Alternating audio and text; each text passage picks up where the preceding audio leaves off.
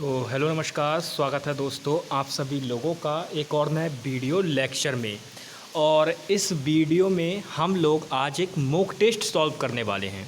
इस mock test के अंदर मैं पहले ही आपको सचेत कर देता हूं, पहले ही आपको बता देता हूं, इस मॉक टेस्ट के अंदर मैंने एक टाइप का प्रश्न इंक्लूड नहीं किया है जिसे हम बोलते हैं जो आपका क्लोज टेस्ट होता है, उसको मैंने इसमें इंक्लूड नहीं किया है। ठीक है, तो क्योंकि जो क्लोज टेस्ट है उसको मैं अलग से बताऊंगा कि उन क्वेश्चंस को आपको कैसे सॉल्व करना है। बाकी आपको लगभग जो और क्वेश्चंस हैं वो आपको सारे के सारे यहाँ पे मिल जाएंगे देखने को, चाहे वो आपका स्पॉटिंग एरर का क्वेश्चन हो या आपका किसी भी प्रकार का A to Z spotting error हो या आपका सेंटेंस इंप्रूवमेंट का क्वेश्चन हो, वन वर्ड सब्स्टिट्यूशन का हो या A to Z किसी भी चीज़ से जुड़ा हुआ क्वेश्चन हो, आपको यहाँ पे देखने को मिलेगा। ठीक है, जैसे जैसे मॉक टेस्ट में क्वेश्चंस होंगे वो आपको देखने को मिलेंगे यहाँ पे। लेकिन क्या चीज़ इसलिए मॉक टेस्ट में आपको देखने को नहीं मिलेगी, वो है क्लोज टेस्ट, क्योंकि उसको मैंने इसमें इंक्लूड नहीं किया है। ठीक है, तो चलिए अब शुरू करते हैं। आपके सामने आपको पहला प्रश्न बहुत देर से शो हो रहा होगा, तो पहले प्रश्न को एक बार पढ़ लेते हैं कि पहला प्रश्न क्या कह रहा है। देखिए दोस्तों, पहला प्रश्न जो है ये बोल रहा है select the incorrectly spelled word. Select the incorrectly spelled word यानी कि हमें बताना है कि इसमें से कौन सी स्पेलिंग, ये जो ऑप्शंस आपको दे रखे हैं इनमें से कौन सी स्पेलिंग गलत दी गई है, वो स्पेलिंग आपको बतानी है। तो देखिए, इस टाइप के प्रश्न को सॉल्व करना मैंने आपको पहले भी बताया है कि जब भी इनकरेक्ट स्पेलिंग पूछे तो भाई सही स्पेलिंग मत देखो, क्योंकि वो तो आपको देखते ही पता चल जाएगी। बस ऐसी स्पेलिंग ढूंढने की कोशिश करो जो आपको गलत लग रही हो, बस उसी पे आपको टिक कर देना है। तो मैं इसमें बताऊं तो आपका जो सी ऑप्शन है वो राइट हो जाता है, बाकी तीनों स्पेलिंग जो है इसमें सही दे रखी हैं। ठीक है, केवल इसमें जो आपकी सी वाली जो स्पेलिंग है वो गलत है। ठीक है, तो ये पहला क्वेश्चन हो गया। चलिए नेक्स्ट क्वेश्चन पे मूव करते हैं। चलिए नेक्स्ट क्वेश्चन देखिए। नेक्स्ट क्वेश्चन दोस्तों जो ये है ये आपका एडमिक फ्रेज है, यानी कि ईडियम फ्रेजेस से जुड़ा क्वेश्चन है और ये बहुत ही इजी क्वेश्चन है आप लोगों के लिए। जरा क्वेश्चन को पढ़िए कि क्वेश्चन क्या कह रहा है। तो क्वेश्चन बोल रहा है आप लोगों से कि अ फोर फुटेड एनिमल। अ फोर फुटेड एनिमल इसका मतलब होता है एक जानवर जिसके चार पैर होते हैं। एक जानवर जिसके चार पैर होते हैं। अब बताना है कि जो जानवर जिसके चार पैर होते हैं उसको क्या कहा जाता है। तो देखिए, सबसे पहली बात अगर हम बात करें बाईपैड, तो बाईपैड तो होगा नहीं, क्योंकि ये दो लोगों के दो पैर हो गए, दो की बात हो गई यहाँ पे, तो दो पैर वाला जानवरों की बात हो गई यहाँ पे। मैमल्स जो होते हैं ये आपके स्तनधारी होते हैं, इनकी भी बात नहीं हो रही है। रेप्टाइल जो होते हैं ये आपके सरीसृप होते हैं, जैसे सांप वगैरह हो गया, बिच्छू वगैरह हो गया, तो ये भी नहीं हो सकता। तो आपका कौन सा ऑप्शन बच गया? ए ऑप्शन, यानी कि क्वाड्रप। क्वाड्रप जो होता है वो होता है चौपाया। इसको हिंदी में क्या कहेंगे? चौपाया बोलेंगे इसको हिंदी में। इसको हिंदी में क्या कहेंगे? चौपाया। ठीक है, यानी कि चार पैर वाला जानवर। ठीक है, चलिए तीसरे क्वेश्चन पे मूव करते हैं। चलिए नेक्स्ट क्वेश्चन देखिए, और नेक्स्ट क्वेश्चन को आपको जैसे ही आप देखेंगे आपको तुरंत समझ में आ जाएगा कि ये जो तीसरा क्वेश्चन है आप लोगों के लिए, ये क्वेश्चन सेंटेंस इंप्रूवमेंट से जुड़ा हुआ है। कैसे? क्योंकि इसमें हम अगर इस क्वेश्चन को पढ़ें तो इसमें एक अंडरलाइन पार्ट दे रखा है। इसका मतलब ये जो क्वेश्चन है वो कैसा है? सेंटेंस इंप्रूवमेंट का क्वेश्चन है। तो क्वेश्चन को एक बार पढ़ लेते हैं। As it was getting late Lata leave the party mid day, ये बोल रहा है। अब इस वाले सेंटेंस को जैसे ही हमने पढ़ा, हमने फिर हमें सीधे देखना है इसका क्या, ये वाला पार्ट जिसमें आपका चेंज करना है हमको थोड़ा बहुत। अगर सब्स्टिट्यूशन रिक्वायर्ड है तो कीजिए, अगर नहीं है तो आपके लिए ऑप्शन सी दे रखा है नो सब्स्टिट्यूशन रिक्वायर्ड का, उसको आप टिक कर सकते हैं। लेकिन मैं आपको बता दूं दोस्तों, ये जो आपका जो सेंटेंस हमें दे रखा है यहाँ पे, इसमें सब्स्टिट्यूशन रिक्वायर्ड है। क्यों रिक्वायर्ड है? क्योंकि अगर आप यहाँ पे देखेंगे तो ये वॉज दे रखा है। जब यहाँ पे शुरू में आपका पास्ट हो गया तो लास्ट में भी पास्ट होगा, तो यहाँ पे ये लीव यानी कि वर्ब की फर्स्ट फॉर्म नहीं आ सकती।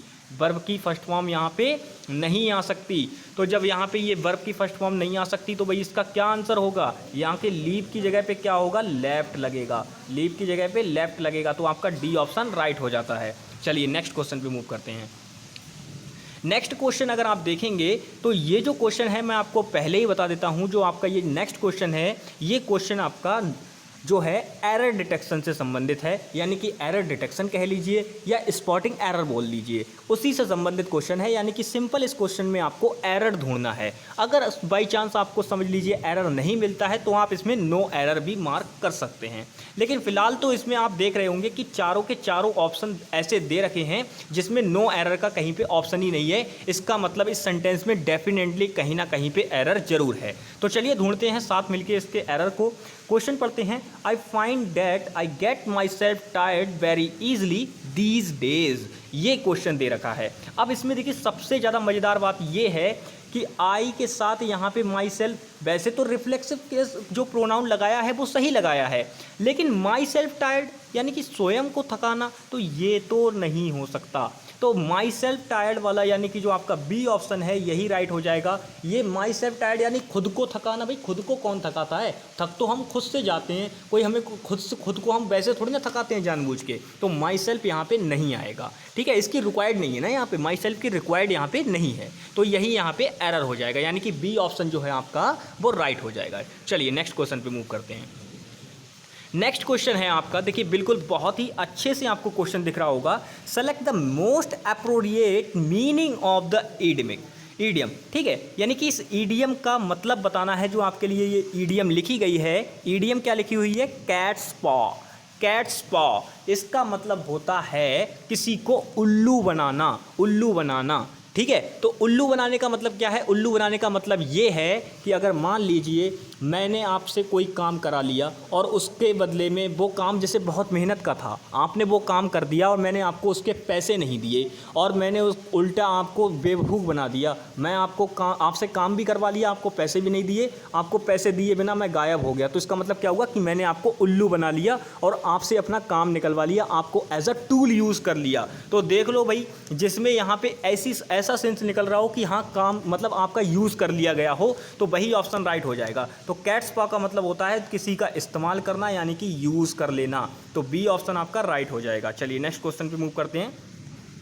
नेक्स्ट क्वेश्चन है, ये आपका है select the option that express the given sentence in active voice. ये क्वेश्चन है, मतलब आपको ये जो सेंटेंस दे रखा है, ये जो सेंटेंस दे रखा है, इसकी आपको एक्टिव वॉइस ढूंढनी है इन चारों ऑप्शंस में से। कैसे ढूंढेंगे भाई, कैसे ढूंढेंगे? तो चलिए एक बार पढ़ लेते हैं। आई वॉज टॉट, ये क्या दे रखा है? दे रखा है हमें आई वॉज टॉट। क्या दे रखा है? I was taught by Sohan how to drive, ये हमें दे रखा है। अब सबसे पहली बात है, मैं बार बार एक चीज़ सिखाता हूँ। मैंने कहा था कि दो तरीके के क्वेश्चन ऐसे होते हैं जिनके आंसर्स आप 1 सेकंड में मार्क करके आओगे एग्जाम के अंदर। बस समझ लो एक बार अच्छी तरीके से। मैंने क्या कहा था? एक्टिव पैसिव, डायरेक्ट इनडायरेक्ट, इन ये दो चीज़ें ऐसी होती हैं कि इनके क्वेश्चंस के आंसर मार्क करना सेकंडों का खेल होता है। और कभी कभी ये एक एक शिफ्ट में 2-2 क्वेश्चन पूछ लिए जाते हैं, कभी कभी एक तो पूछा ही जाएगा। मैक्सिमम इसमें आपका मिनिमम समझ लीजिए एक क्वेश्चन तो पूछा ही जाएगा। एक क्वेश्चन तो हर बार पूछा जाता है। एक क्वेश्चन आपका एक्टिव पैसिव से और एक क्वेश्चन आपका डायरेक्ट इनडायरेक्ट से, ठीक है। तो चलिए जरा इस क्वेश्चन को देख लेते हैं कि इस क्वेश्चन को हम सेकंडों में कैसे सॉल्व करेंगे। अगर मैं बात करूं तो इस क्वेश्चन का आंसर मैं विद इन सेकेंड्स में मार्क कर सकता था, लेकिन मुझे आपको समझाना है तो मैं बता रहा हूं। समझिए, ये आपको जो दे रखी है वो कैसी वॉइस दे रखी है? पैसिव वॉइस दे रखी है। इसका आपको एक्टिव वॉइस ढूंढना है। कैसे ढूंढेंगे? तो सबसे पहली बात, जब भी आपको एक्टिव वॉइस दे रखी हो या पैसिव वॉइस दे रखी हो, आपको बस पहचानना आना बहुत ज़रूरी है। तो सबसे पहले आपको पहचानना आना चाहिए। तो यहाँ पे मैंने देखा वॉज है, तो वॉज के साथ में थर्ड फॉर्म लग रखी है। तो वॉज के साथ में थर्ड फॉर्म, इसका मतलब है ये जरूर से जरूर कैसा एक्टिव में कैसा सेंटेंस रहा होगा? ये एक्टिव में ये आपका इंडेफिनिट सेंटेंस रहा होगा। वो भी जब पास्ट की बात चल रही है तो कैसा सेंटेंस रहा होगा? Past indefinite. तो देख लो भाई, जिसमें पास्ट इंडेफिनिट यूज हुआ होगा वही आपका राइट आंसर होगा। तो देखते हैं हम, अगर बात करें तो टॉट भी, आई टॉट। अब देखो सबसे पहली बात, यहाँ पे भी टॉट दे रखा है, यहाँ पे भी टॉट दे रखा है, यहाँ पे हैज़ टॉट, तो ये नहीं होगा और आपका डी तो बिल्कुल ही नहीं होगा क्योंकि इसमें इज आर एम दे रखा है। अब 2 ऑप्शन हमारे पास बचे, एक तो आई टॉट श्याम हो गया और एक आपका हाउ टू ड्राइव हो गया। लेकिन इन दोनों ऑप्शन में कन्फ्यूज़न क्या है? इन दोनों ऑप्शन में कन्फ्यूज़न ये है कि दोनों के दोनों में पास्ट इंडेफिनिट टेंस यूज़ कर लिया। अब तो फंस गए भाई। फंसे नहीं हैं, आपके माइंड में ये काम बहुत तेज होने चाहिए। क्या काम होने चाहिए? पहला तो आपको टेंस पकड़ना है कि टेंस कौन सा है। सबसे पहला काम होता है आपका वॉइस को पकड़ना कि एक्टिव वॉइस है या पैसिव वॉइस है। दूसरा काम आपका क्या होगा? टेंस को पकड़ना कि टेंस कौन सा है। अगर एक्टिव वॉइस है तब भी आपको टेंस पकड़ना है और पैसिव वॉइस है तब भी आपको, दोनों में आपको सेम ही काम करना है। क्या करना है? आपको टेंस पकड़ना है कि कौन सा टेंस दे रखा है। अब जैसे ही आप टेंस देखेंगे आपका आधा काम खत्म, क्योंकि उसी से आपके पक्का 1 से 2 ऑप्शन एलिमिनेट हो जाएंगे। और कभी कभी तो ऐसा होता है कि 3 ऑप्शन उसी से एलिमिनेट हो जाते हैं। आपको ज़्यादा मेहनत ही नहीं करनी पड़ती है, लेकिन इसमें थोड़ी सी मेहनत करनी पड़ेगी। क्या करनी पड़ेगी? एक छोटे से रूल पे और जाना होगा, जो कि बच्चों वाला रूल है, जिसको हम बहुत अच्छी तरीके से जानते हैं। कौन सा रूल है? हमने पढ़ा था बचपन में। क्या पढ़ा था भाई? जब आप क्लास 10th में थे, आपने क्या पढ़ा था? आपने एक छोटी सी बात पढ़ी थी कि जो आपके एक्टिव पैसिव होते हैं, इनमें क्या होता है? वर्ब की थर्ड फॉर्म यूज़ की जाती है। चाहे भले इज, आर, एम, वॉज, वर कुछ हो, आपको बस वर्ब की आंख मीच के वर्ब की थर्ड फॉर्म लगा देनी है। ये रूल बताया गया था। दूसरी बात क्या बताई गई थी? कान पकड़ के सब्जेक्ट को उठाओ, ऑब्जेक्ट बना दो। कान पकड़ के ऑब्जेक्ट को उठाओ, सब्जेक्ट बना दो। अब यही वाला रूल लगेगा यहाँ पे। अगर आप देखें तो यहाँ पे इसका सब्जेक्ट जो है वो आई है। इसका सब्जेक्ट क्या है? इसका सब्जेक्ट आई है।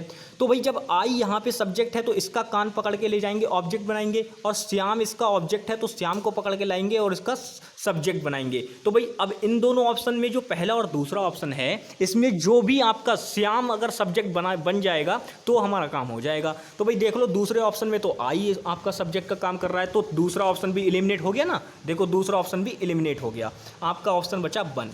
ठीक है, तो यही आपका राइट आंसर हो जाएगा। चलिए नेक्स्ट क्वेश्चन पे मूव करते हैं। नेक्स्ट क्वेश्चन पे मूव करते हैं। चलिए देखिए नेक्स्ट क्वेश्चन देखिए। नेक्स्ट क्वेश्चन जो है ये बहुत ही मज़ेदार क्वेश्चन है। इस क्वेश्चन को मैंने इसलिए इसमें रखा है ताकि आप लोगों को मैं अच्छी तरीके से चीज़ें समझा सकूं। इस क्वेश्चन को रखने का और कोई मतलब नहीं था। इस क्वेश्चन को रखने का यही मतलब है ताकि मैं अच्छी तरीके से सारी चीज़ें आप लोगों को बता सकूँ इसमें। ठीक है, अब इस क्वेश्चन में समझिए कह क्या रहा है। ये जो क्वेश्चन है आपका, इस टाइप के क्वेश्चन भी आपको देखने को ज़रूर मिलेंगे। अब चाहे वो आपको नॉर्मल सेंटेंस दे दे, या कोई वर्ड में पैराग्राफ दे दे, या आपको एक बहुत ही बड़ी तरीके से जैसे ये पैराग्राफ दिया गया है या इस तरीके से दे दे। हो सकता है कभी कभी और बड़े दे देता है ताकि बच्चा पढ़ने में फंस जाए उनको वहाँ पे, तो वो एलिमिनेट नहीं कर पाता है। हालांकि सेकंडों में करने के काम होते हैं ये। तो कैसे इसको करेंगे सेकंडों में? सबसे पहली बात है, जब भी आपको ये ऐसा पैरा जंबल टाइप का क्वेश्चन मिलेगा ही मिलेगा, मिलते ही मिलते हैं। ठीक है, 1-2 क्वेश्चन मिलेगा ही मिलेगा इस टाइप का। एक क्वेश्चन तो पक्का मान के चलिए। ठीक है, तो कैसे करेंगे इस क्वेश्चन को? तो जब भी आपको पैरा जंबल वाला क्वेश्चन आए, आपको सबसे पहले एक बार जितने भी पैराग्राफ दे रखे हैं उनको एक बार पढ़ लो शांति से, बिल्कुल। तो चलिए पढ़ते हैं। Ram Mohan was a lover of his country. P वाला S1 दे रखा है और S1 और S6, इसका मतलब है ये जो 2 लाइनें हैं ये आपकी सेम रहेंगी। सेगमेंट बोलते हैं इनको। ये सेगमेंट जो हैं वो सेम रहेंगे, ये चेंज नहीं होने वाले।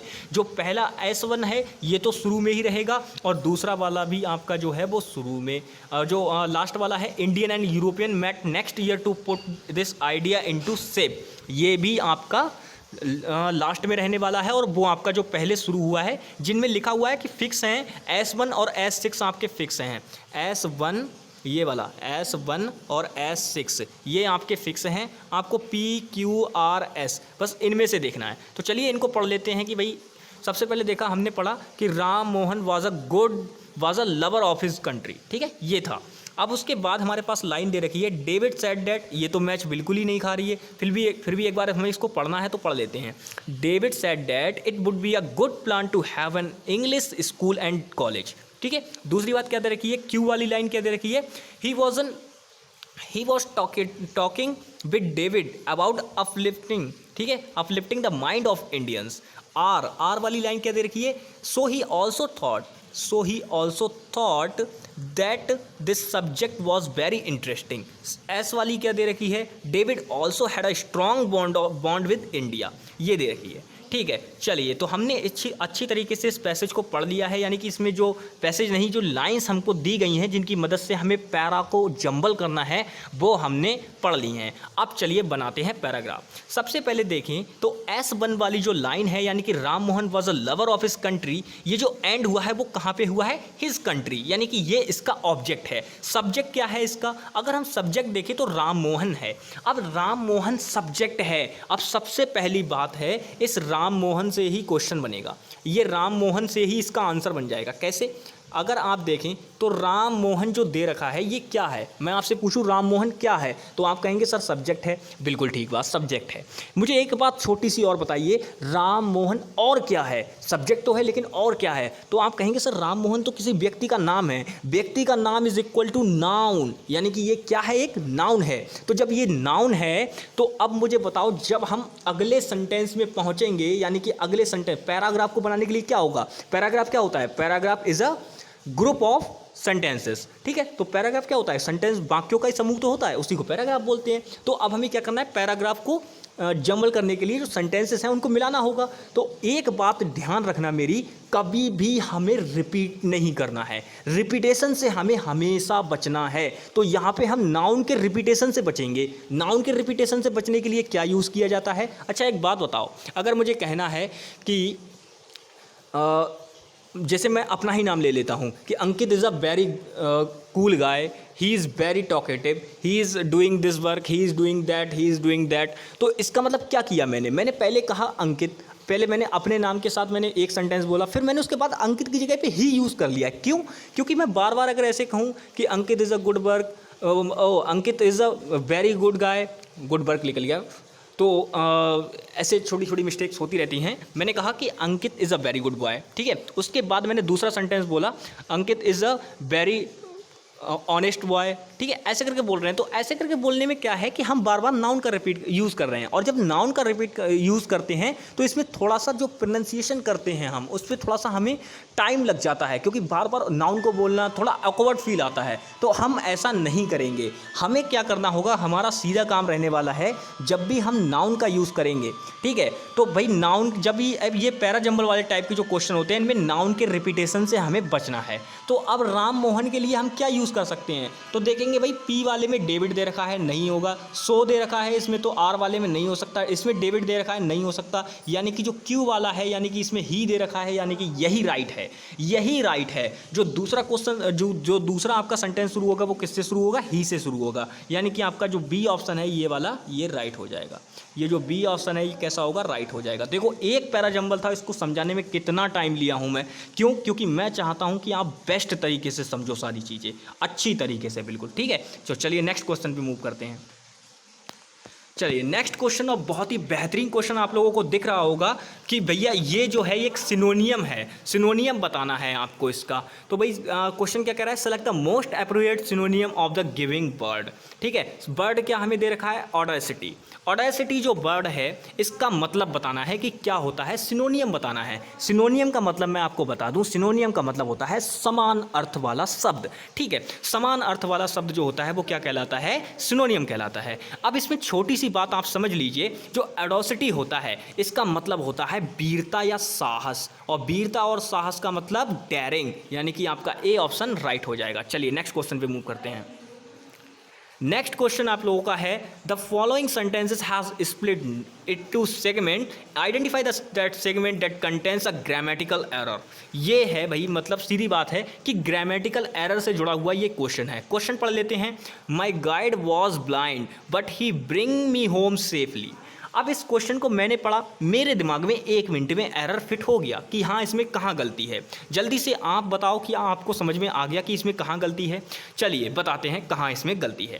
हमने इसमें पढ़ा कि वॉज ब्लाइंड। अब जब वॉज ब्लाइंड दे रखा है तो इसका मतलब है कि ये सेंटेंस यहाँ पे ख़त्म हो गया। माई गाइड वॉज ब्लाइंड, क्योंकि इसमें बट आ गया, और बट जो है ये कंजंक्शन है। कंजंक्शन है, इसका मतलब इसके बाद ये दूसरा सेंटेंस शुरू हो गया। अब दूसरा सेंटेंस शुरू हो गया तो यानी कि इसमें 2 पार्ट हैं, 2 सेंटेंसेस हैं इसमें। जब 2 सेंटेंसेस इसमें दे रखे हैं तो सीधी बात है, मैंने एक बात बताई थी कि भाई जैसा शुरू होगा वैसा ही खत्म होगा, बस ऐसे समझ लीजिए। तो यहाँ पे जब ये भैया पास्ट में है, वॉज दे रखा है, तो यहाँ पे ये ब्रिंग कैसे लगा दिए भाई, ये तो वर्ब की फर्स्ट फॉर्म है, तो ये यहाँ पे नहीं लगेगी, वर्ब की फर्स्ट फॉर्म यहाँ पे नहीं लगेगी। तो जब वर्ब की फर्स्ट फॉर्म यहाँ पे नहीं लगेगी तो किस पार्ट में एरर है आपका, बट ही ब्रिंग, यानी कि ए ऑप्शन आपका राइट हो जाएगा। ठीक है, चलिए नेक्स्ट क्वेश्चन पे मूव करते हैं। नेक्स्ट क्वेश्चन में भी आपका सिनोनियम पूछ रहा है। सिनोनियम किसका पूछ रहा है, रेटलेट का सिनोनियम पूछ रहा है। बताइए रेटलेट का सिनोनियम क्या होता है। रेटलेट का मतलब मैं बता दूं, किसी चीज़ पे प्रतिक्रिया देना, प्रतिक्रिया देना किसी चीज़ पे। रेटलेट का जो हिंदी मीनिंग होता है वो होता है प्रतिक्रिया देना, और प्रतिक्रिया देना इसका सिनोनियम जब पूछ रहे हैं तो हम क्या कहेंगे, आपका रिएक्ट कहेंगे। क्या कहेंगे, रिएक्ट, और यही इसका सिनोनियम हो जाता है। चलिए नेक्स्ट क्वेश्चन। रोटेट का मतलब बता दूं आपको, ये होता है परिक्रमा, और क्लैप का मतलब यानी कि तालियां बजाना, ताली। ठीक है, तो ये तीनों आपको बता दिए हैं। रोटेट का मतलब होता है परिक्रमा। ठीक है, चलिए नेक्स्ट क्वेश्चन इसका है, I don't fancy to go out this evening. अब ये जो क्वेश्चन है, अब आप कहेंगे कि इसमें सर एक लाइन नहीं दिख रही है ऊपर की, मतलब ये क्वेश्चन क्या है, हमें समझ नहीं आ रहा है। तो मैं आपको बता दूं, आप जैसे ही ऑप्शन देखेंगे आपको समझ में आ जाएगा कि ये क्वेश्चन क्या कहना चाह रहा है। इसमें पहला ऑप्शन दे रखा है नो इम्प्रूवमेंट रिक्वायर्ड, यानी कि ये जो क्वेश्चन है वो सेंटेंस इंप्रूवमेंट से जुड़ा हुआ है। अब सेंटेंस इंप्रूवमेंट से जब ये क्वेश्चन जुड़ा हुआ है तो हमें क्या करना है भाई, हमें इसमें देखना है कि इसमें इंप्रूवमेंट की आवश्यकता है या नहीं है। ठीक है, तो चलिए जल्दी से इसको देखते हैं कि इसमें इंप्रूवमेंट की आवश्यकता है या नहीं है। एक बार पहले क्वेश्चन को पढ़ लेते हैं। क्वेश्चन को अगर हम पढ़ें तो क्वेश्चन क्या कह रहा है, क्वेश्चन कह रहा है I don't fancy to go out this evening. मतलब इसमें जो दे रखा है फैंसी के बाद टू, यानी कि जो इन्फिनेटिव वर्ब है, आप याद रखिए जब भी ये फैंसी वर्ड आ जाए, ठीक है, फैंसी, तो इस वर्ड के बाद में जो आपकी वर्ब होगी वो इन्फिनेटिव फॉर्म में बिल्कुल नहीं आएगी, ये आपकी जीरंड फॉर्म में वर्ब आएगी। यानी कि गो आउट नहीं होगा, इसकी जगह पे होगा आपका गोइंग आउट, यानी कि सी ऑप्शन आपका राइट हो जाएगा। चलिए नेक्स्ट क्वेश्चन पे मूव करते हैं। नेक्स्ट क्वेश्चन आपका जो है, आपको बताना है इसमें एंटोनियम। किसका बताना है, इंडस्ट्रियस का। इंडस्ट्रियस का हिंदी मतलब जान लीजिए पहले। इंडस्ट्रियस जो शब्द होता है इसका हिंदी मतलब होता है परिश्रमी। परिश्रमी या मेहनती, आप दोनों में से कुछ भी कह सकते हैं। ठीक है, तो परिश्रमी इसका मतलब हो गया, तो हमें इसका एंटोनियम बताना है। अब देखिए इस क्वेश्चन में इसका एंटोनियम और सिनोनियम दोनों दिए गए हैं, तो कन्फ्यूज़ नहीं होना है। मैं आपको बता देता हूँ कि कौन सा इसमें इसका एंटोनियम दिया गया है और कौन सा सिनोनियम दिया गया है। ठीक है, मैंने कहा कि इंडस्ट्रियस का मतलब होता है मेहनती या परिश्रमी। ठीक है, अब हम बात करते हैं सबसे पहले क्या कि इसका सिनोनियम क्या है, फिर हम क्वेश्चन पे देखेंगे कि क्वेश्चन ने हमसे एंटोनियम पूछा है तो हम उसका एंटोनियम बताएंगे।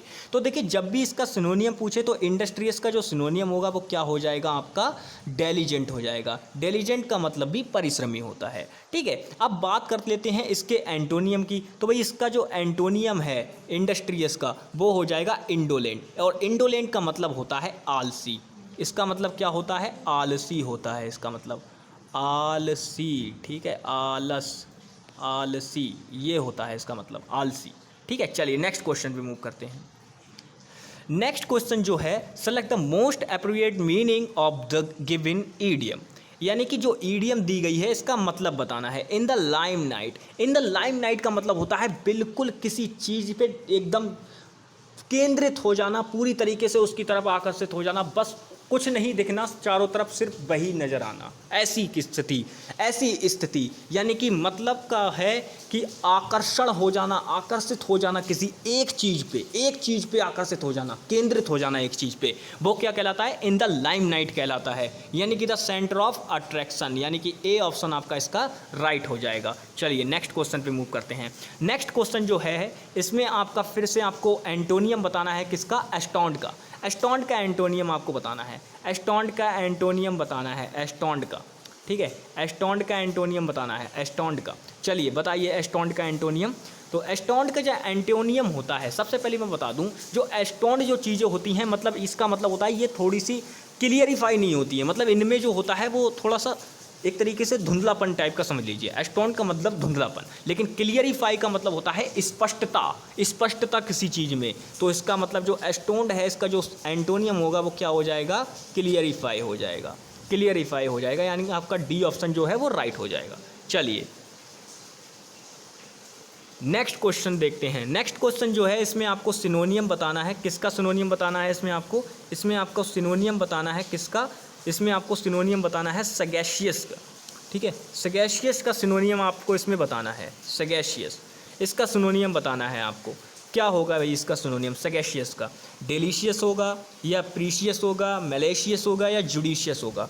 तो भाई मैं आपको बता दूं इसका जो सिनोनियम होने वाला है सगैशियस का वो क्या होगा, जुडिशियस होगा, यानी कि आपका इसमें डी ऑप्शन इसका राइट हो जाएगा, इसका डी ऑप्शन राइट हो जाएगा। चलिए नेक्स्ट क्वेश्चन। नेक्स्ट क्वेश्चन जो है वो कह रहा है कि भैया कंटेन एरर, यानी कि एरर डिटेक्शन से जुड़ा हुआ ये क्वेश्चन है। तो क्वेश्चन को एक बार पढ़ लेते हैं, क्योंकि सबसे पहले किसी भी क्वेश्चन को आप अटेम्प्ट करेंगे तो उसको एक बार पढ़ लीजिएगा ध्यान से। ठीक है, तो पढ़ लेते हैं। He considered a very crucial pointed at his opponent. ठीक है, मतलब ओपोनेंट को पॉइंट एट। अब मैं बता दूं जो पॉइंट होता है उसके साथ कभी भी एट प्रपोजिशन यूज़ नहीं किया जाता है, तो पॉइंट एट नहीं होगा, यही इसका एरर है। ठीक है, तो आपका बी ऑप्शन इसका राइट हो जाएगा, यही एरर है। चलिए नेक्स्ट क्वेश्चन। नेक्स्ट क्वेश्चन जो है वो आपका देखिए मैंने कहा था एक्टिव पैसिव से जुड़ा हुआ ऑलरेडी मिल चुका है। अब ये यहाँ पे डायरेक्ट इनडायरेक्ट नरेशन का है। अब यहाँ पे अगर हम बात करें तो अगर हम देखें, अगर हमसे पूछे कि इसमें जल्दी से बताओ कि कौन सी नरेशन दे रखी है, तो आप इसमें सोचोगे, एक सेकंड भी नहीं सोचना है। क्यों? क्योंकि कॉमा इन्वर्टेड कॉमा दिख रहा है, सीधे सीधे यानी कि डायरेक्ट नरेशन है, सीधी बात। अब नरेशन तो पता चल गई, यानी स्पीच पता चल गई कि डायरेक्ट स्पीच है। इनडायरेक्ट स्पीच ऑप्शन में ढूंढनी है। कैसे ढूंढेंगे भाई, कैसे ढूंढेंगे? तो सबसे पहली बात है ढूंढेंगे ऐसे कि जिस ऑप्शन में टू का पैरर होगा। ठीक है, शुरू में टू नहीं होगा, ये ध्यान रखना, शुरू में टू नहीं होगा। आपको देखना है कि जिस ऑप्शन में टू का पैरर होगा, टू का पेयर होगा, यानी कि टू इन्फिनेटिव से जोड़ना है दूसरे सेंटेंस को टू इन्फिनेटिव से जोड़ना है। ठीक है, और जहां आपने टू इन्फिनेटिव से जोड़ दिया, ठीक है, चलिए मैं बता रहा हूं। तो आपको देखिए इसमें क्या होता है, डू नॉट वाले जो होते हैं ये दो तरीके से बनते हैं। आपको दो तरीके होते हैं इसको, एक तो फॉरवर्ड लगा दो। ठीक है, अगर फॉरवर्ड नहीं लगा रहे हो तो आपको नॉट टू का इस्तेमाल करना होगा, टू नॉट टू का इस्तेमाल करना होगा। ठीक है, एक टू प्रेपोजिशन का काम करेगा, एक नॉट के बाद जो टू होगा वो इन्फिनेटिव का काम करेगा। ठीक है, तो अब समझ लेते हैं कि इसमें कौन सा ऑप्शन इसका राइट हो जाएगा। तो मैं बता दूं इसका बी ऑप्शन जो है वो राइट हो जाएगा। क्यों? क्योंकि इसमें टू ये आ गया आपका कंजंक्शन के लिए, एज अ कंजंक्शन दो सेंटेंसेस को जोड़ने के काम में यूज़ किया जाता है। क्यों? क्योंकि ये एक इम्पेरेटिव सेंटेंस है, ये एक इम्पेरेटिव सेंटेंस है। ठीक है, तो अब टू तो हो गया, लेकिन मैंने कहा था उसके बाद नॉट टू लगना जरूरी है। तो देखो इसमें बी ऑप्शन में ही लग रहा है, बाकी किसी भी ऑप्शन में नहीं लग रहा है। तो इसका जो ऑप्शन राइट होगा वो कौन सा होगा, बी ऑप्शन राइट होगा, इसका बी ऑप्शन राइट होगा। चलिए नेक्स्ट क्वेश्चन की बात करते हैं। ये भी आपका एरर डिटेक्शन से जुड़ा हुआ क्वेश्चन है, और इस क्वेश्चन को मैं आप पे छोड़ने वाला था लेकिन छोड़ूंगा नहीं। क्यों? क्योंकि ये क्वेश्चन थोड़ा सा कंफ्यूज कर देगा आपको। सबसे मज़ेदार बात, इस क्वेश्चन को पढ़िए। क्वेश्चन है the team von very easily at the recent sport event, ये क्वेश्चन है। अब इस क्वेश्चन को मैंने पढ़ा, इस क्वेश्चन को पढ़ते ही मेरे दिमाग में आधी बातें क्लियर हो चुकी हैं, आधी बातें मैं आपके साथ क्लियर करूंगा। द टीम इस सेंटेंस का जो सब्जेक्ट है, बॉर्न इसकी वर्ब है। अब आपको बॉर्न दिख रहा है, यानी कि सीधी बात है ये भाई सेकंड फॉर्म है। अब कहेंगे सर सेकंड थर्ड कैसे पता चल रहा है, हमें तो पता है कि बॉर्न ही थर्ड फॉर्म होती है, बिन बॉर्न ऐसा होता है ना। तो अब कहेंगे सर कैसे पता कि ये थर्ड फॉर्म है या सेकंड फॉर्म है। तो मैंने एक ही छोटी सी बात मैं बता दूंगा आपको, जब भी आपको वर्ब के साथ में आपको कन्फ्यूज़न हो रहा है कि सेकंड फॉर्म है या थर्ड फॉर्म है, तो कन्फ्यूज़न ऐसे दूर कर लो, अगर हेल्पिंग वर्ब के साथ में वर्ब यूज़ की गई है तो डेफिनेटली वो कैसी होगी, थर्ड फॉर्म होगी। अगर हेल्पिंग वर्ब के साथ में यूज़ नहीं की गई है तो डेफिनेटली वो सेकंड फॉर्म होगी। तो यहाँ पे देख लो कि भाई हेल्पिंग वर्ब है ही नहीं, तो जब हेल्पिंग वर्ब यूज़ नहीं की गई है इसका मतलब क्या है, ये सेकंड फॉर्म है, यानी कि पास्ट का ये इंडेफिनिट टेंस है, पास्ट का इंडेफिनिट टेंस है। अब पास्ट का जब ये इंडेफिनिट टेंस है तो देख लेते हैं, ठीक है सही है, ठीक है। उसके बाद ईजली को आपका जो एडवर्ब है वो वेरी लगाया है, ठीक है, चलिए एडवर्ब लगा दिया, कोई दिक्कत नहीं है। At the recent sport event, ठीक है। तो अब अगर हम बात करें वेरी ईजली या वेरी इजी, ठीक है, तो ठीक है। तो इसमें जो सेंटेंस आपका दे रखा है, ये जो सेंटेंस है इसमें कोई भी एरर नहीं है, इस सेंटेंस में कोई भी एरर नहीं है, ठीक है। तो ये जो है इसका ऑप्शन नंबर ए आपका राइट हो जाएगा। चलिए नेक्स्ट क्वेश्चन जो है एक बार फिर से आप लोगों के लिए एक्टिव पैसिव वॉइस से जुड़ा हुआ है। अगर बात करें तो इसमें हमें सीधे सीधे आपकी फिर से एक्टिव वॉइस दे रखी है और हमें इसमें पैसिव वॉइस ढूंढनी है। अगर मैं पैसिव वॉइस की बात करूं तो मैं फिर से तरीका लगाऊंगा और मुझे इसमें सीधे सीधे बेहतरीन तरीके से पता है इसका आंसर क्या होने वाला है। मैं इसका आंसर 1 सेकंड में मार्क कर सकता हूं। आप भी कैसे करेंगे वो तरीका मैं आपको बता रहा हूं। सबसे पहली बात, इसमें आप देखेंगे इसका ऑब्जेक्ट। आपने इसका ऑब्जेक्ट देखा कि भाई हिम है, इसका मतलब ये सब्जेक्ट बनेगा। सब्जेक्ट सब में ही बना रखा है, ठीक है। अब उसके बाद हम देख रहे हैं कि फेड दे रखा है। अब फेड दे रखा है, इसका मतलब क्या है, केवल फेड दे रखा है। तो इसका मतलब ये क्या है, इसका मतलब ये जो है वो वर्ब की सेकंड फॉर्म है। अब जब ये वर्ब की सेकंड फॉर्म है, आप कहेंगे सर क्या वर्ब की फर्स्ट फॉर्म नहीं हो सकती? ऐसे वर्ब की फर्स्ट फॉर्म भी तो आ जाती है इस टाइप से। तो भाई वो तो मैं बताऊंगा, वो सारी चीज़ें आपको पढ़ाऊंगा, लेकिन ये मॉक टेस्ट है तो इसको मॉक टेस्ट की तरीके से करते हैं। तो ये वर्ब की सेकंड फॉर्म है और आपका जो आंसर होने वाला है वो क्या होगा, ही वॉज वाला होगा, क्योंकि ही के साथ में ऑलरेडी वॉज ही आएगा, नॉट हो नहीं सकता। देखो सबसे पहली बात कैसे एलिमिनेट करेंगे इसको। सबसे पहली बात अगर हम बात करें तो इसमें जो है आपका इज़ नॉट नहीं आएगा, ठीक है। हैड नॉट तो बिल्कुल ही नहीं आएगा, ही के साथ वर्ब बिल्कुल नहीं आ सकता। और आपका इसीलिए जो बचेगा वो कौन सा ऑप्शन बचेगा, आपका फर्स्ट ऑप्शन बचेगा, यानी कि यही आपका राइट है। चलिए next question, select the incorrectly spelled word, यानी कि इसमें से हमें ऐसी स्पेलिंग ढूंढनी है जो गलत है। तो इस टाइप के क्वेश्चन को मैंने पहले भी आपको सॉल्व करना बताया था कि केवल आपको राइट स्पेलिंग देखनी है। तो राइट स्पेलिंग जो गलत, जो जिस टाइप की स्पेलिंग पूछ रहा है उस टाइप की स्पेलिंग देखो। इसने पूछा कि इनकरेक्टली स्पेल्ड वर्ड बताओ, तो आपको गलत ही ढूंढना है। अगर बोल रहा है करेक्टली स्पेल्ड वर्ड तो आपको सही ढूंढना है, ठीक है। तो मैंने कहा कि इसने कहा इनकरेक्ट बताओ ढूंढ के, तो इनकरेक्ट मैंने ढूंढ ली कि भाई जिंजर का मतलब होता है अदरक, लेकिन इसमें क्या होता है, एक गलती है इसमें, वो है ये कि इसमें ए लिखा हुआ है और ए नहीं होता है, इसकी जगह पे ई होता है। बस ये इतना सा एरर है, तो आपका ए ऑप्शन इसमें राइट हो जाएगा, ठीक है। चलिए नेक्स्ट क्वेश्चन पे बात करते हैं, ठीक है। तो इसमें कुल मिलाकर अगर हम बात करें तो इतने ही क्वेश्चन थे, क्योंकि जो पैराजंबल वाला जो आपका क्लोज टेस्ट वाला जो भाग था उसको हमने हटा दिया है। उसमें 5 क्वेश्चन होते हैं आपके, 20 क्वेश्चन ये कंप्लीट हमने करा दिए हैं। इसमें 5 क्वेश्चन जो होते हैं वो आपके जो आते हैं वो कॉम्प्रिहेंशन पार्ट से आते हैं, जिसमें आपका जो होता है क्लोज टेस्ट दिया जाता है। क्लोज टेस्ट को हम अलग से कराएंगे, अलग से उसके लिए वीडियोज़ मिलेंगी आप लोगों को, ताकि आपको क्लोज टेस्ट को अच्छी तरीके से समझाया जा सके, ठीक है। तो आज के मॉक टेस्ट को हमने बहुत ही अच्छी तरीके से सॉल्व किया है। आप अपना स्कोर नीचे कमेंट कर सकते हैं कि आपका कितना स्कोर रहा। मैंने आपको अच्छी तरीके से हर क्वेश्चन का सॉल्व बता दिया है। चलिए दोस्तों, मिलेंगे नेक्स्ट वीडियो में, तब तक के लिए bye bye, take care and जय हिंद दोस्तों।